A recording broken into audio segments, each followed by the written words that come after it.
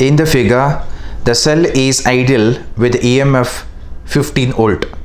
Each resistance is of 3 ohm. The potential difference across the capacitor. The circuit given here is having resistance equivalent to R, which is given to be 3 ohm, and it is connected one more resistor R. Here we have one more resistance R, one more resistance equivalent to R. Then we have a capacitor, other branch having R, and it's connected to a cell, and cell is having EMF, it's a 15 volt. We'll name this as say point A, it's a point B, it is point C, it is point D, it is E, it is F. Okay, fine. So when you consider potential across the capacitor, because capacitor gets charged, potential difference across capacitor is equal to potential difference between D and F, D as well as F. Because once a capacitor gets charged, capacitor will not allow the charges to flow. This particular branch will not get any current. Therefore, this is simply a circuit which is connected without any current.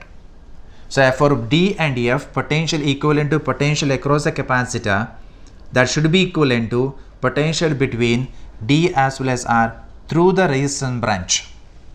And if you find a potential difference at D and F, that is a potential across a capacitor, and that is asked.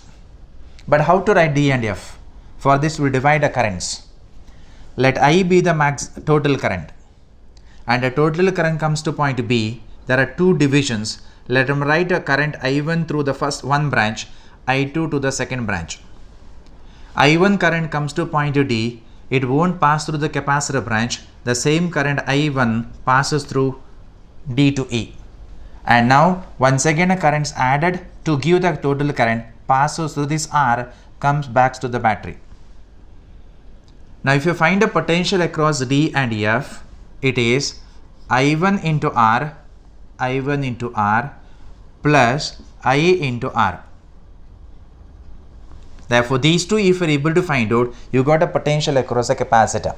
That means I1 and I should be known to us. R already we know it's a 3 ohm. Already we know.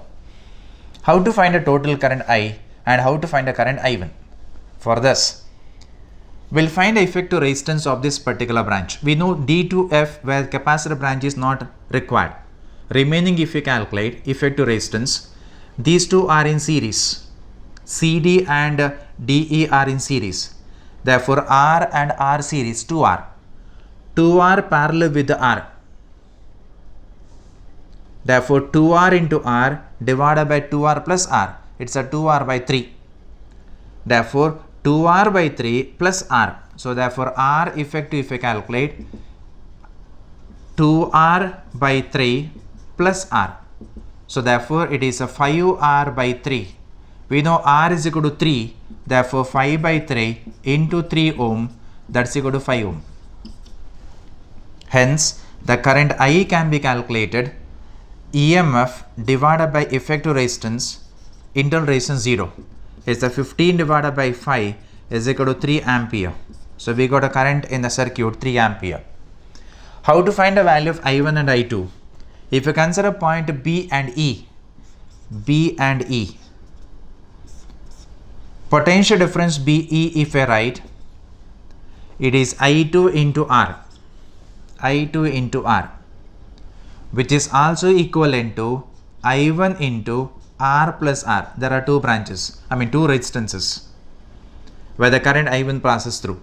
Therefore, potential difference between B and E if I write, it is I2 R1 branch, or it is R plus R into I1.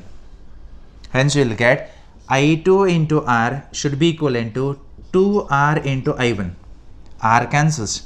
So, I2 is equal to 2 times I1. So, we got a relation between I2 as well as I1. We know the total current is 3. Hence, we will write total current I is equal to I1 plus I2. I2 is equal to 2 times I1. So, 2 I1 plus I1 is equal to 3. Therefore, 3 is equal to, it is a 3 I1. So, I1 is equal to 1 ampere. Now, substitute in the potential equation.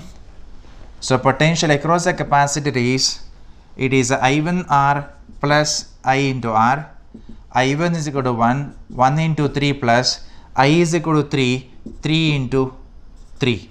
Therefore, 3 plus 9, that is equal to 12 volt.